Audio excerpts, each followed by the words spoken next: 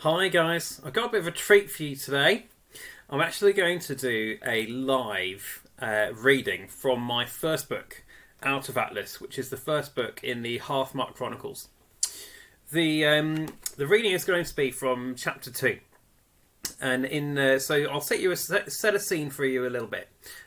Fred Banks is a 16-year-old who lives in the city of Atlas. And Atlas, we learn in chapter 1, has built up vast walls around itself to protect from the outside world, because in their history, many of the other surrounding cities were destroyed by marauders, and the only way that they could survive would be to put up these walls. And for as long as anyone remembers, they've been self-sufficient in this place, and people are born in Atlas, they will live there, and by all probability die there as well. Your life there is in Atlas. That's what happens. And everyone accepts that. People are happy with that because they believe that the walls protect them from these marauders. And there's one man, a young man called Fred Banks, who starts to question things. And at the end of chapter 1, he decides that he is going to climb the walls in the middle of the night so that he can see with his own eyes what lies beyond. So that brings us to chapter 2, which, appropriately enough, is called What Lay Beyond. I hope you're sitting comfortably. Atlas changed at night. Under a pale sliver of moonlight, the cobbled streets were dotted with lamps lit by gas distilled from coal. It wasn't hard keeping out of the few feet of light they threw. Still, far-off sounds felt as close as his skin. Cat hissing and scrambling away. The last drunk laugh leaving the whippersnapper. With each step, the gargoyles, these are things which are mounted on the wall to scare off the marauders. The gargoyles loomed closer. Shadows exaggerated their features, casting them as ghastly watchers, and he half expected one to crank its stone head round, freeze him with its dead eyes, and unleash a blood-curdling cry. A mocking tremor ran down his spine. "Oh, Fred, what are you doing?" it said. "Finding the truth," he replied. After 25 minutes, he found himself at the foot of the north wall. He lowered his hood and squinted about. The moon cast a glow over the ropes and ladders soldiers once used to reach the top. He tracked one of them up 30 feet to a wooden platform where another ladder waited. Ladder, platform, all the way to the top. "Seems easy enough," he muttered. "But it won't be." He approached, slid a finger along one of the rungs, and it came away carrying dust. His brow creased. Not used in some time. Makes sense. Better test it. Seizing the rails on either side, he put his full weight on the lowest rung. Immediately, it sagged with a low moan. Doesn't sound good. The next moment, it cracked, and wood chips sprayed up in his face. Damn. If someone heard that. He whipped round.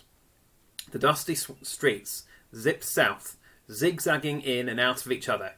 Yet nothing stirred, and no one came calling after him. Right then, back to it. The question, though, was how? How on earth could he do it? The wall leapt 150 feet up to the moon. If the other ladders proved as reliable as this one, he'd be better off using a glass pickaxe. He peered east across the wall and grinned. Ha ha. Oh yeah. When the mines came within the city limits, they constructed a mechanism for hoisting teams of men and rocks in bulk to the top. A pair of timber rafts counterbalanced each other to form a lift, controlled from the bottom. Thus, as one ascended, the other descended. By conventional means, it took a small crew to run safely. Well, conventional means. He snatched an axe from the base of the wall, along with a pair of dusty, discarded rawhide gloves, and stomped off. The nearest raft sat flat against the earth. Ropes rose from each corner and melted into one strand as thick as his arm that climbed to a colossal pulley at the top. A night wind sang against the rope and billowed down on him, lifting his coat high. He froze in his tracks. The fibres of his shirt stuck to the chill sweat sliding down his back. "This is crazy," he muttered. "Totally crazy." It was also this, or the ladder. Fat lot of use they were.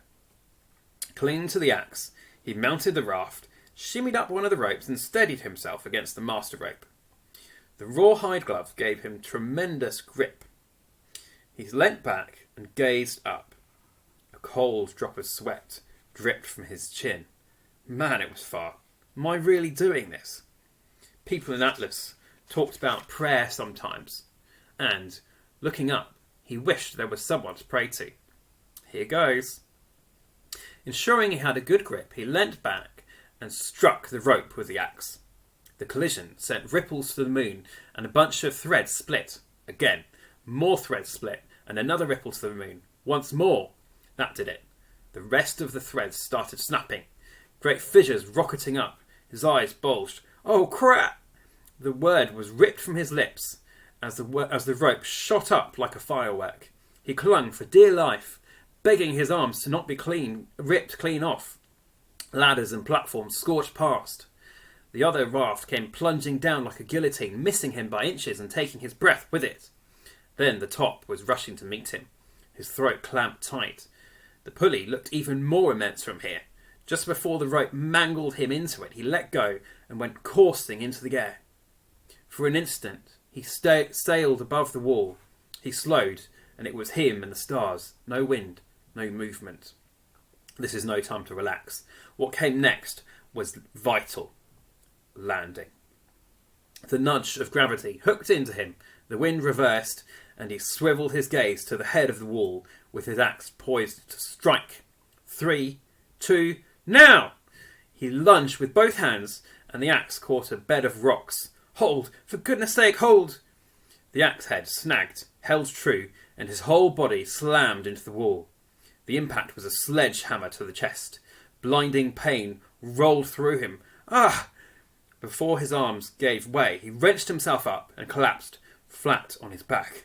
Whoa! It was like the rope had ripped the lungs from his chest and proceeded to bury them beneath the wall. He scrunched his eyes tight and laughed with a delirious cocktail of terror and adrenaline. Let's never do that again. Inch by inch, sanity started returning to his body. Now for the prize. His knuckles were white, trembling. Planting them either side, he wrenched himself into a sitting position. The world lurched and he wobbled dangerously close to the edge. Ooh, okay, not too fast. When the horizon steadied itself into an appropriate, non-lurching angle, he let himself gaze around. A quiet smile crept up his cheeks. No fires, no burning. The world was green and beautiful. By the stars and the moon he could make out hills and valleys, flowing waters. He could smell the rich aroma of fresh grass. Owls were soaring, and in the crystal silence he could even hear foxes barking and howling. Yet that wasn't the strangest thing. That wouldn't be the thing to ignite his imagination like wildfire. On the north horizon he saw something that beggared belief. Where the earth met the sky, there lay a silver glint of beaming light, like a newborn star rising for the first time. Were it not midnight, he would have put it down to the first glimmer of a rising sun. Yet, unlike the sun, it was staying quite put. He blinked hard, and again it remained. So, not a star, and not the sun. Then what was it? What could it be? Could it be a place? A people? He turned back to gaze at Atlas. Why had no one ever told him about this before? Did no one know? Oh, maybe one person did. The painting in Mr. Beverin's classroom. Perhaps the professor knew. He whipped back to the glint on the horizon. What else could Mr. Beverins know? What else was there to tell? As he peered on it, his heart leapt up again with an almighty yes. The world was bigger than Atlas. So much bigger. And there were adventures to be had, places to go, secrets to unveil. The world beyond was not fierce and burning, but good. Endlessly good. Overflowing with rich possibility, running deep with boundless freedom. He was practically salivating. He turned back to Atlas. Mr. Beverins, about time you and I had a chat.